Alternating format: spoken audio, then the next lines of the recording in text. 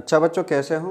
तो बच्चों हम 10th क्लास पढ़ रहे थे और हम लोगों ने जो क्वेश्चन करने हैं आज 5th क्वेश्चन से कम करने हैं, ठीक है? क्योंकि 4th क्वेश्चन तक हमने करा दिए हैं और उसका लिंक हमारे डिस्क्रिप्शन में मिल जाएगा आप लोगों को। अगर आप लोगों ने नहीं देखा है तो वहाँ से देख लेना।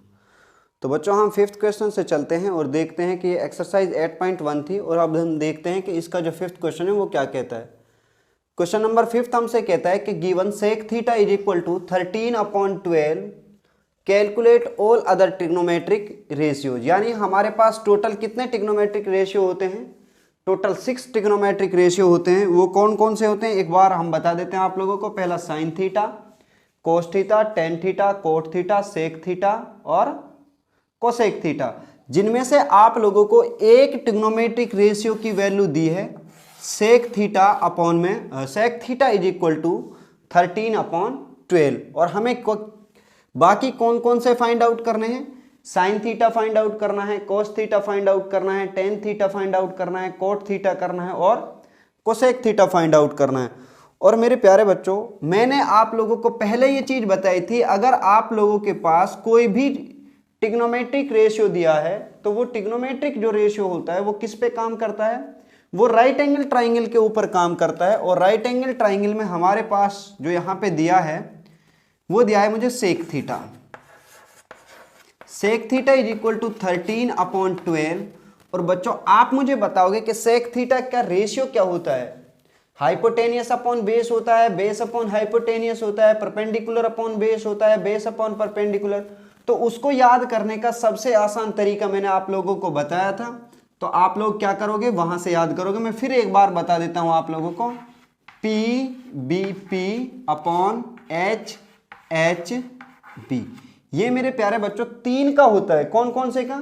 साइन का, कोस का और टेन का। किसका होता है ये? साइन का, कोस का और टेन का। पहला साइन, ये कोस और बच्चे ये क्या होता है? टेन होता है, टेन थीटा ये। और बच्चों जो साइन का उल्टा होता है वो क्या होता है? कोसेक होता है। क्या होता है? कोसेक। और कोस का उल्टा होता है सेक और टेन का उल्टा होता है कोट। बच्चे आप भी इनका क्या कर दीजिए, उल्टा करिए। जब आप लोगों से किसका पूछता है? सेक का पूछता है, कोट का पूछता है और कोसेक का पूछता है। तो मेरे प्यारे बच्चों सेक थीटा के लिए कितना आएगा हमारे पास में? Sec theta is equal to होता है कोस का उल्टा। कोस का क्या होता है? Base upon hypotenuse. तो सेक कितना होगा? Hypotenuse upon base. कितना होगा? Hypotenuse upon base. तो बच्चे यहां से हाइपोटेनियस कितना होगा हमारे पास? ये कितने के इक्वल है? 13/12। तो हाइपोटेनियस हमारा 13 हुआ, बेस हमारा कितना हुआ? 12 हुआ। अब बच्चे अगर मुझे बाकी सारे के सारे 5th जो ट्रिग्नोमेट्रिक रेशियो बचते हैं उनको फाइंड आउट करना है, तो बच्चे मुझे क्या फाइंड आउट करना होगा? पहले परपेंडिकुलर फाइंड आउट करना होगा। और परपेंडिकुलर फाइंड आउट किस तरीके से मैं करूंगा? वो करूंगा राइट एंगल ट्राइंगल की हेल्प से। तो बच्चों हम करते हैं अपने क्वेश्चन को, किस तरीके से क्वेश्चन होगा। तो बच्चों ये हमारी कोई भी एक राइट एंगल ट्राइंगल है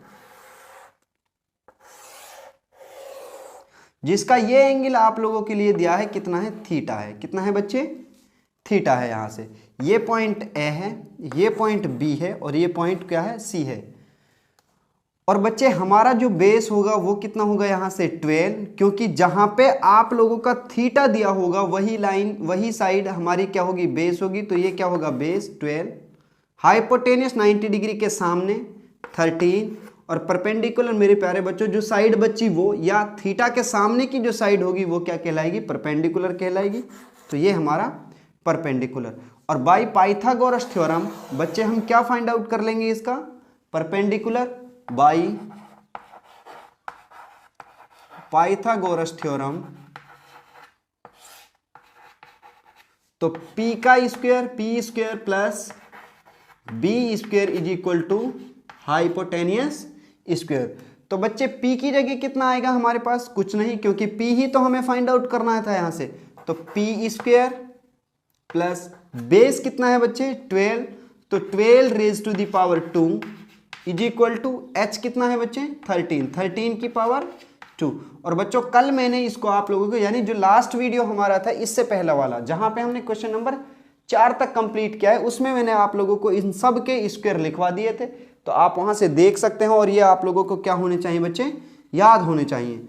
तो P square is equal to आएगा हमारे पास बच्चे कितना, 13 स्क्वायर माइनस 12 स्क्वायर। इसको मैं दो तरीके से कर सकता हूं बच्चे, यहां से कितने तरीके से, दो तरीके से। या तो बच्चे आप लोगों को स्क्वायर याद हो, क्लियर, या फिर आप क्या करें, ए माइनस बी, ए जो ए स्क्वायर माइनस बी स्क्वायर का फॉर्मूला होता है उस तरीके से भी आप इसको क्या कर सकते हो बच्चे, सॉल्व कर सकते हो यहां से।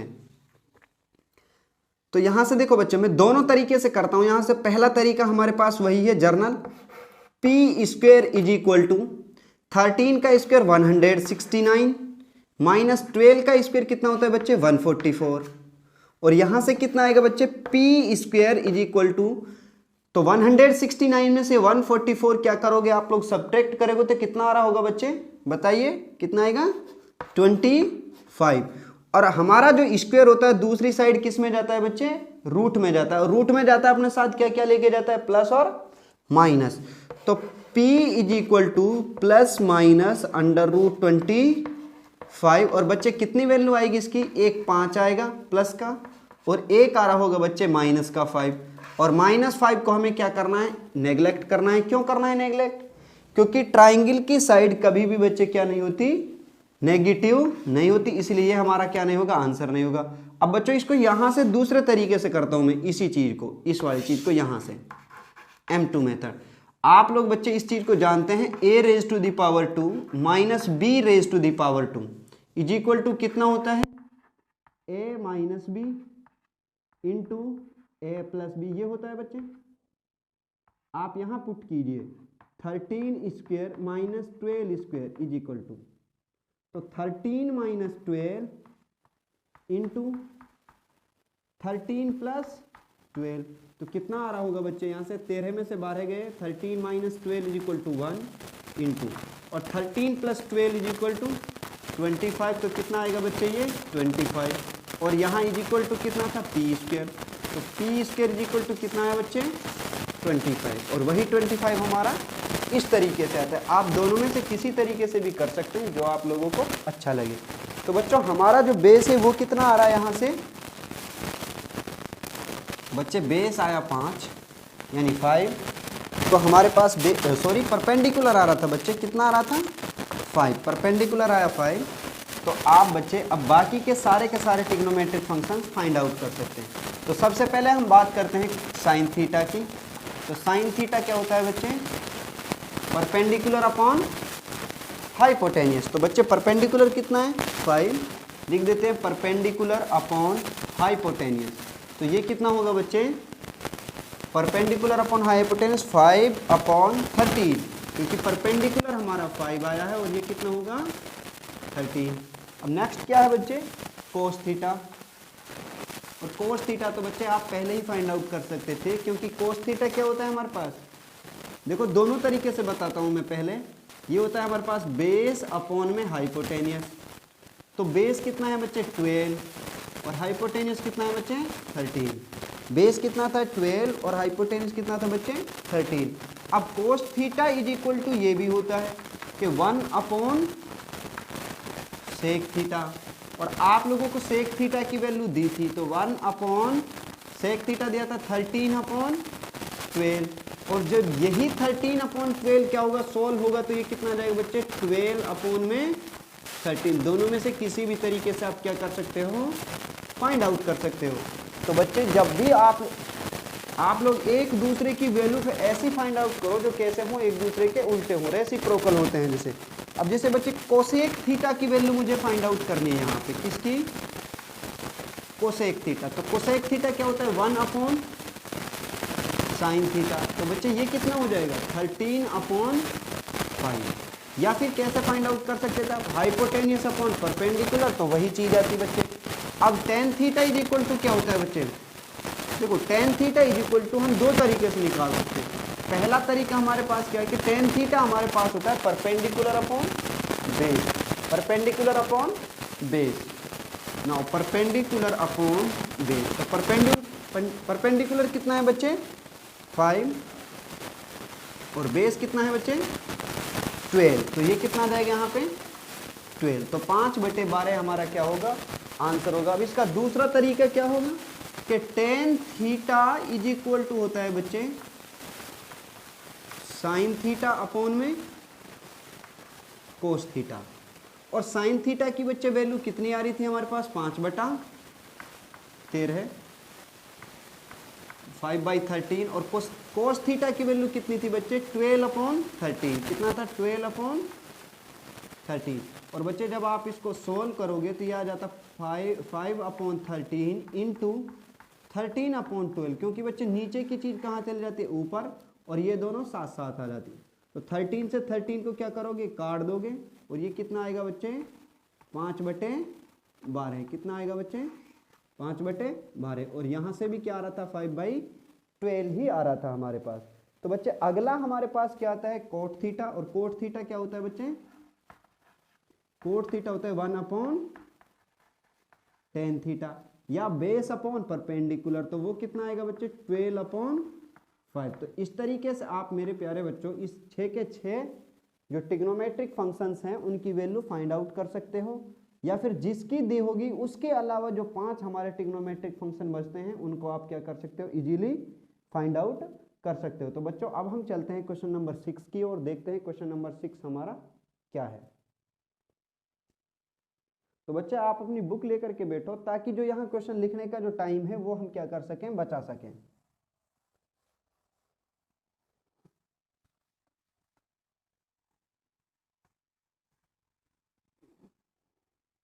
तो क्वेश्चन नंबर 6 हमसे कहता है, if A and B are acute angle, if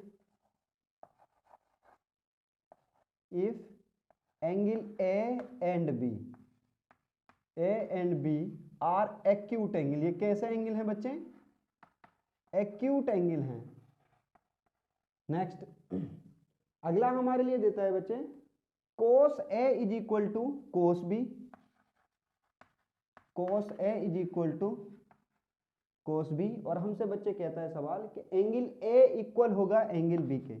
हमसे कहता है कि एंगल A और एंगल B कैसे होंगे बच्चे, इक्वल होंगे। यही चीज हमें क्या करनी है, प्रूव करनी है। यहां से इसको हमें क्या करना है, प्रूव करना है। तो बच्चे ऐसा जो क्वेश्चन होता है हमारे पास, आप लोगों को एक चीज और बताता हूं मैं इससे पहले। जब आप ज्योमेट्री पढ़ते हो और ज्योमेट्री में आप लोगों ने ट्राइंगल पढ़ी होगी, तो उस दिन आप लोगों ने ये चीजें सीखते हो अब 7th क्लास में, कि ये कोई ट्राइंगल है बच्चे हमारी, और इस ट्राइंगल की ये दो साइड कैसी हैं, इक्वल हैं।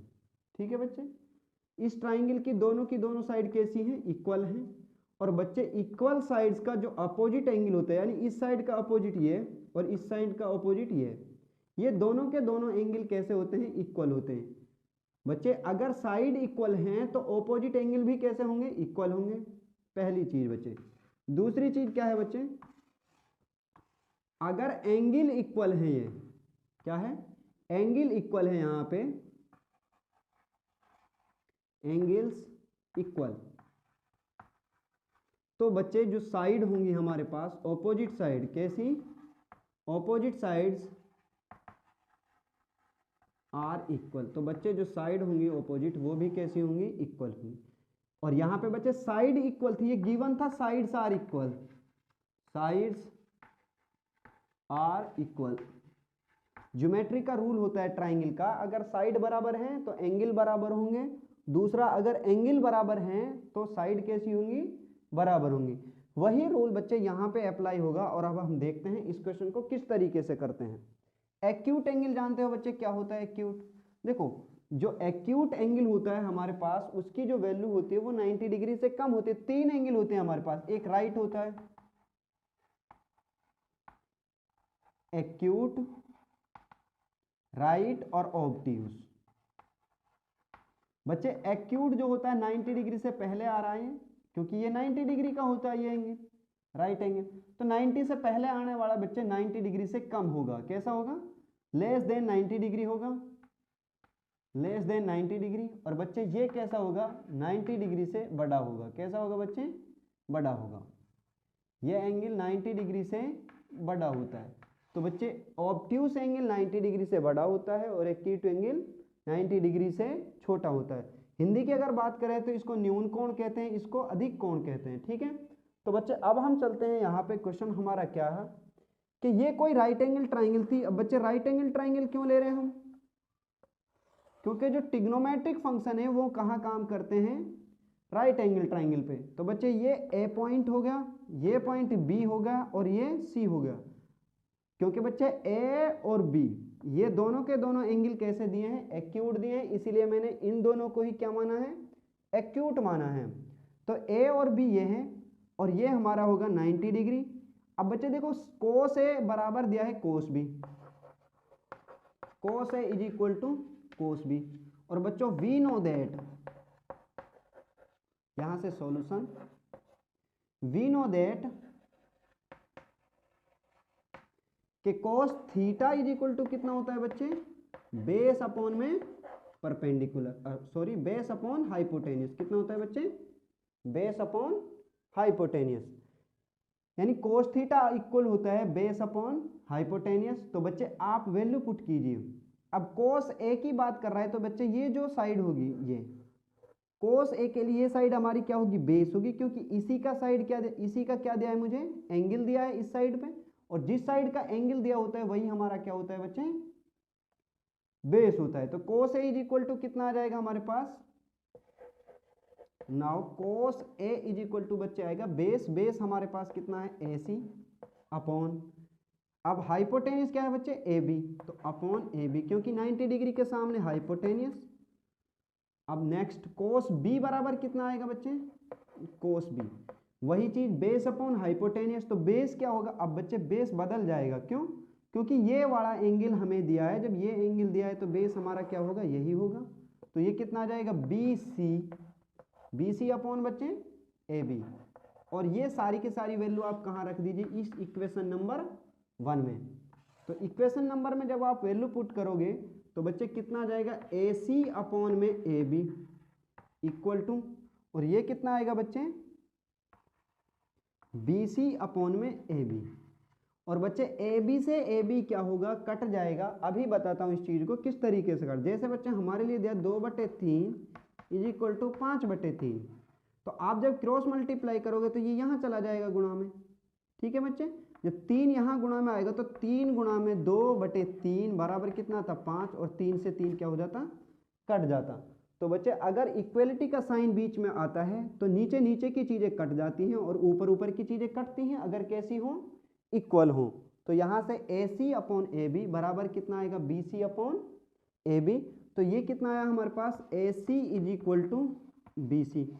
और ये अभी जो चीज़ हम पढ़ रहे थे यहाँ पे कि साइड इक्वल हो तो बच्चे एंगल कैसे होते हैं, इक्वल होते हैं। तो ए सी और बी सी ये दोनों कैसी आई, इक्वल आई। अगर ये दोनों इक्वल है तो इनके अपोजिट एंगल कैसे होंगे बच्चे, इक्वल होंगे। तो इसीलिए हम यहाँ पे लिख देंगे हैंस एंगल ए सी, ए सी के सामने क्या है बच्चे, बी, एंगल बी बराबर है एंगल ए के। और इस बात का वो ही मतलब है कि जो एंगल ए बराबर होगा एंगल बी के, बिकॉज यहाँ पे लिखना पड़ेगा बच्चे के इक्वल साइड्स ऑपोजिट एंगल, पूरा लिख लेना opposite, equal sides opposite angle, so that angle B बराबर होगा एंगल ए के। तो बच्चे ये क्वेश्चन नंबर 6 हमारा क्या हो जाता है, कंप्लीट। इसके बाद हम चलते हैं क्वेश्चन नंबर 7 की तरफ। तो देखते हैं कि क्वेश्चन नंबर 7 हमारा किस तरीके से होगा। तो क्वेश्चन नंबर 7 हमसे कहता है if cot theta is equal to 7/8। चलो लिख लेते हैं क्वेश्चन नंबर 7।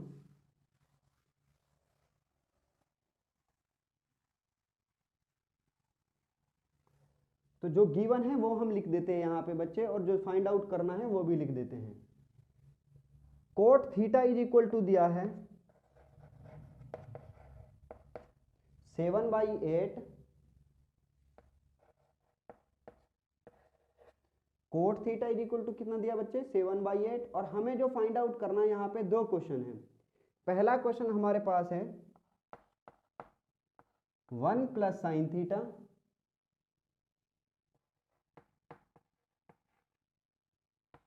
ब्रैकेट ऊपर फिर दिया है 1 माइनस साइन थीटा, और अपॉन बच्चे दिया है 1 प्लस कोस थीटा और ब्रैकेट में दिया है 1 माइनस कोस थीटा। और सेकंड क्वेश्चन जो हमारे लिए दिया है बच्चे वो दिया है कोट स्क्वायर थीटा। ठीक है बच्चे, कितना दिया है कोट स्क्वायर थीटा। तो बच्चों पहले हम सेकंड क्वेश्चन कर लेते हैं कि कोट स्क्वायर थीटा की वैल्यू किस तरीके से फाइंड आउट की जाती है। तो बच्चे कोट स्क्वायर थीटा का मतलब क्या है, इसको सॉल्व करते हैं पहले। कोट स्क्वायर थीटा, बच्चे कोट स्क्वायर थीटा का मतलब है cot theta whole to the power 2, यानी कोट थीटा की ही पावर कितना 2। तो बच्चे कोट थीटा का मान कितना दिया था हमें 7/8, तो आप वैल्यू रख दीजिए 7/8 और उसकी पावर कितना बच्चे 2। तो ये कितना आ जाएगा 7/2।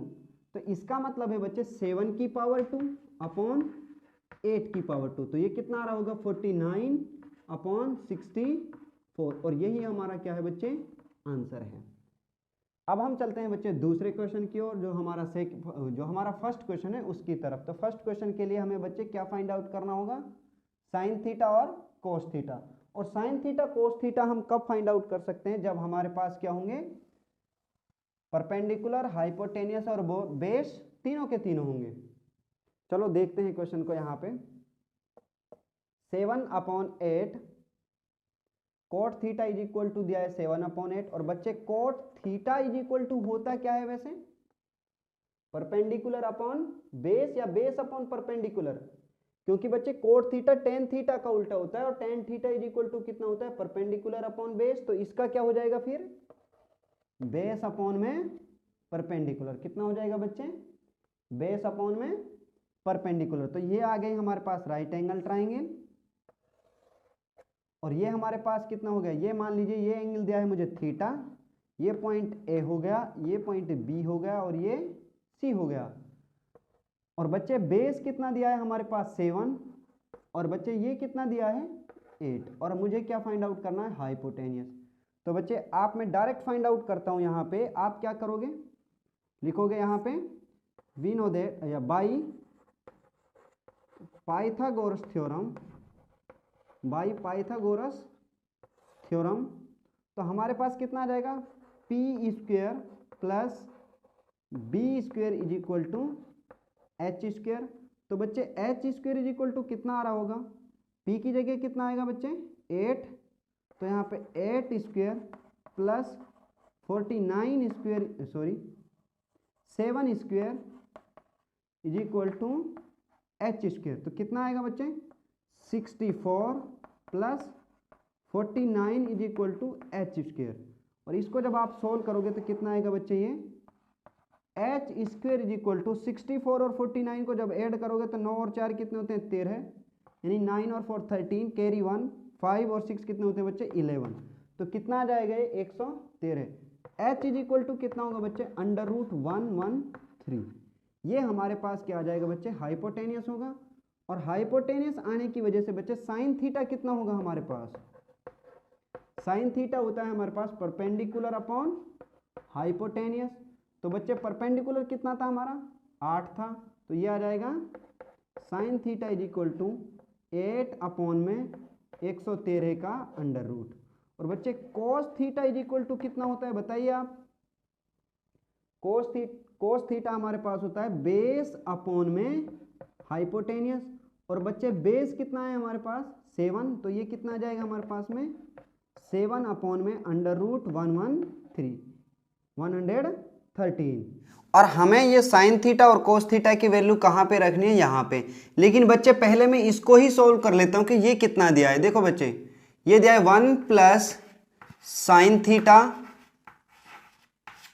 ब्रैकेट 1 माइनस साइन थीटा, और अपॉन में दिया है बेटे 1 प्लस कोस थीटा और 1 माइनस कोस थीटा। तो बच्चे ये क्या चीज थी, ये हमारे पास है a minus B bracket a plus B, और इसकी वैल्यू कितनी होती है, इसकी वैल्यू होती है a square minus B square. तो बच्चे इस वजह से अगर हम इसको सॉल्व करके लिखते हैं तो कितना रहेगा a square minus B square, और a की जगह 1 है, b की जगह कितना है साइन थीटा न्यूमरेटर के अंदर, और डिनोमिनेटर में a की जगह 1 और b की जगह कोस थीटा। तो कितना आ जाएगा यहाँ पे, ये आ जाएगा 1 square minus sine square theta upon में 1 माइनस कॉस स्क्वायर थीटा। कितना जाएगा बच्चे? Cos square theta. तो बच्चे आप यहां पे वैल्यू कीजिए, वैल्यू पुट कीजिए। तो साइन थीटा की वैल्यू कितनी थी? 8 बटा अंडर रूट 113। तो 1 माइनस 8 बटे अंडर रूट 113 और उस पूरे की पावर कितना बच्चे? 2। यहाँ पे 1 की पावर 2 है, लेकिन 1 की पावर आप 2 रखो या ना रखो, क्योंकि 1 की पावर कितनी भी हो हमेशा आंसर कितना आता है? 1 ही आता है। तो बच्चे यहाँ से कितना जाएगा? 1 माइनस 7 अपॉन में कोस थीटा की वैल्यू कितनी बच्चे? 7 अपॉन में अंडर रूट 113 और उसकी पावर कितना बच्चे? 2। और जब आप इसको सॉल्व कर रहे होंगे बच्चे तो ये कितना आएगा यहाँ पे?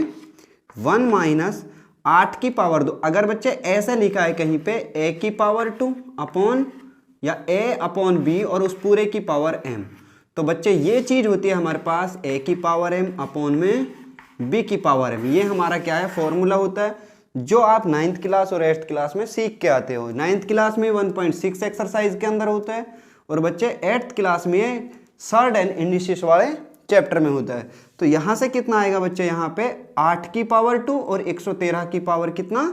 2। तो 8 की पावर 2 करोगे तो कितना आएगा बच्चे? 64। और 113 की पावर 2 करोगे तो बच्चे यहाँ से इससे ये क्या हो जाएगा? कट जाएगा। तो ये कितना जाएगा? 113। और अपॉन में कितना आएगा बच्चे? 1 माइनस 7 की पावर 2 कितना होगा?